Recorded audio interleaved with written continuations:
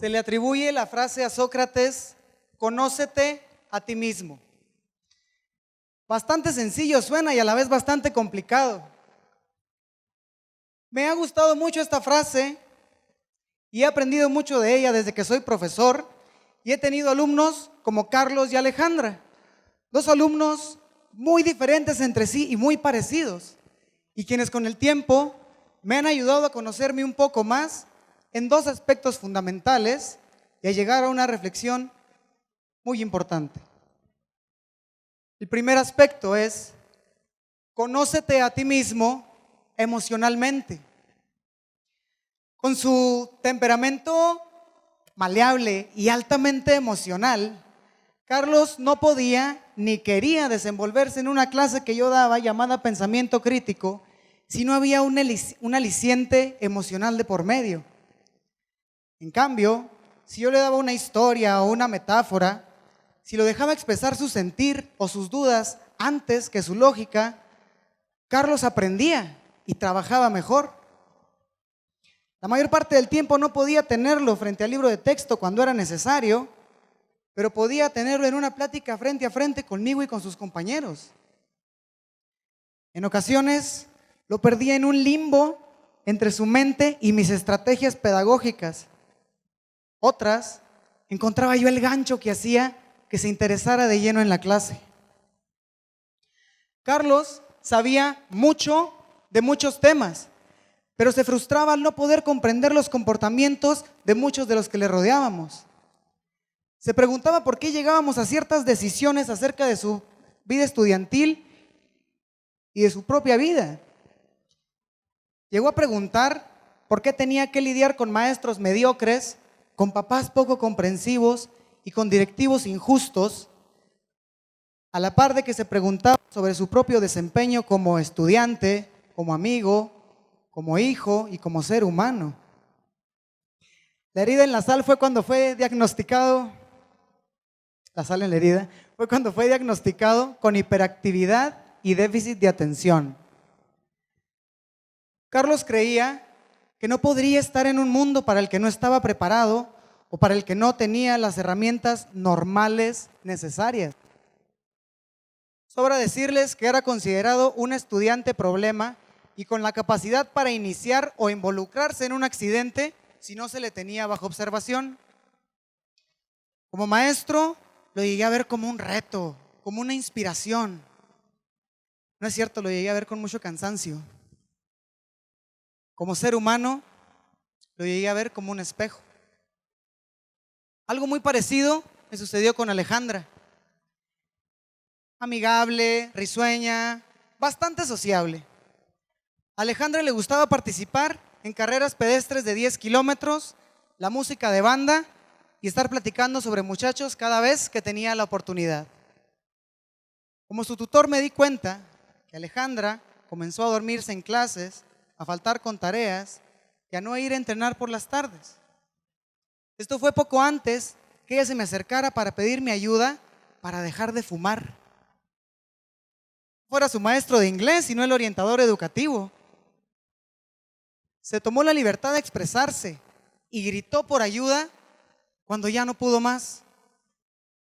Alejandra, como muchos otros de sus compañeros, se dejó llevar por un tornado de alcohol, drogas y sexo. Y como Carlos, llegó a echarle la culpa a sus papás, a sus familiares y a sus amigos. Y al igual que Carlos, llegó a creer que en el mundo no habría quien la comprendiera. Y llegó a pedirle ayuda a alguien que, sin saberlo ella, en algún momento de la vida, se dejó llevar de la misma manera. Y con todo y mis recuerdos dolorosos y mis convicciones, solamente la escuché y la ayudé en la medida de mis posibilidades.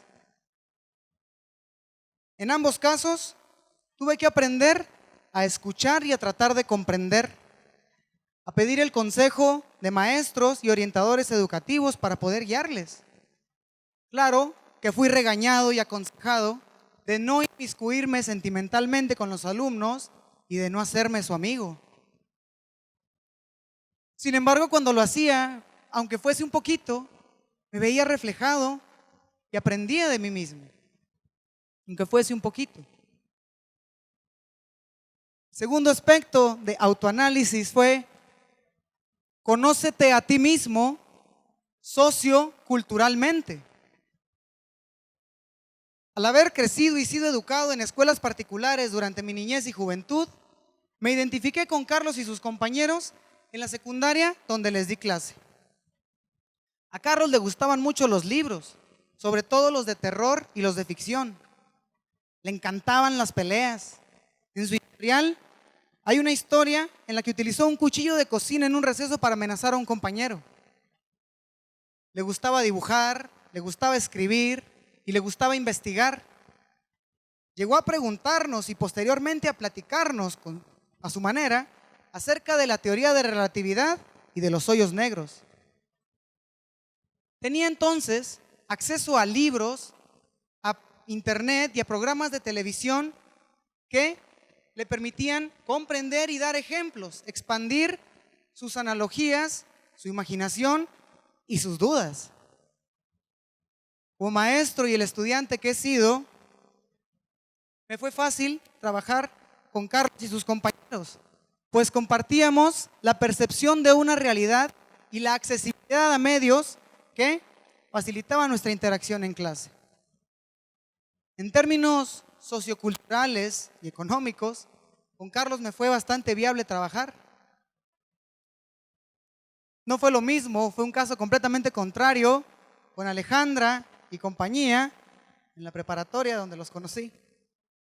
Su entorno social requería que más allá de que mis explicaciones y ejemplos fuesen comprendidos, yo buscara comprenderlo. Tuve que aceptar mis limitaciones y mi ignorancia en materia de música, artistas, programas de televisión, futbolistas y maneras de vivir. Una vez se me ocurrió dar un ejemplo sobre la Guerra de las Galaxias, el más sencillo de todos: yo soy tu padre. El grupo se quedó en blanco. Tuve que buscar un poco más acerca de la historia verdadera y del programa del Señor de los Cielos, y pude sacar mi gusto culposo por una que otra canción de música de banda, y entendimos que a nadie le gusta el reggaetón hasta que lo ponen.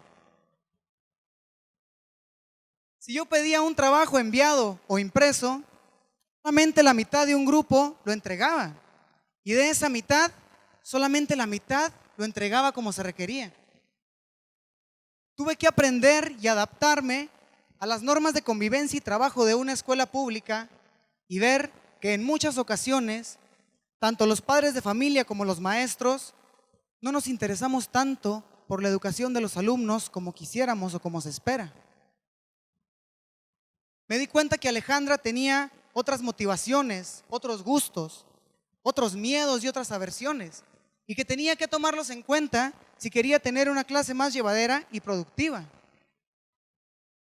En ambos casos, aprendí a analizar sobre los entornos sociales, culturales y económicos en los que he estado y estoy, y cómo me ayuda ese aprendizaje no solamente para mi desempeño como maestro, sino como persona. Me lleva a platicarles sobre la reflexión a la que llegué con estos dos aspectos. Conócete a ti mismo, porque no se trata de ti.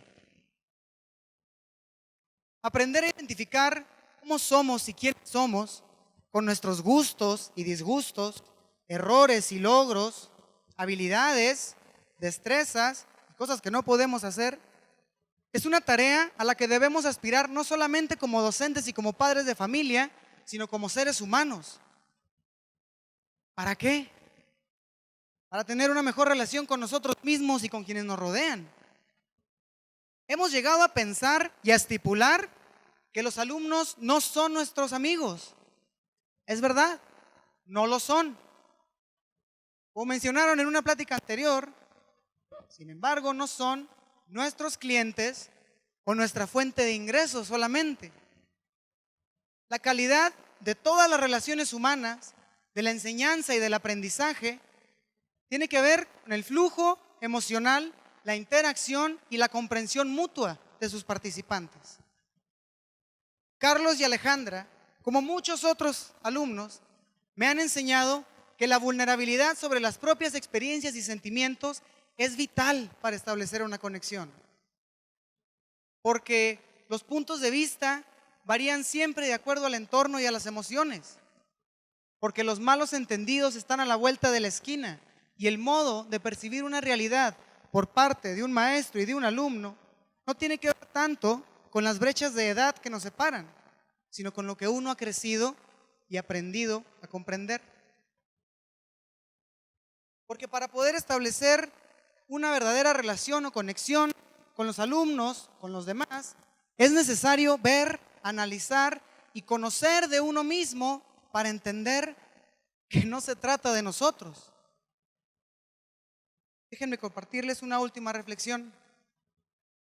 Albert Einstein dijo que para ser individuos válidos es que llegar a sentir intensamente aquello a lo que pretendemos aspirar.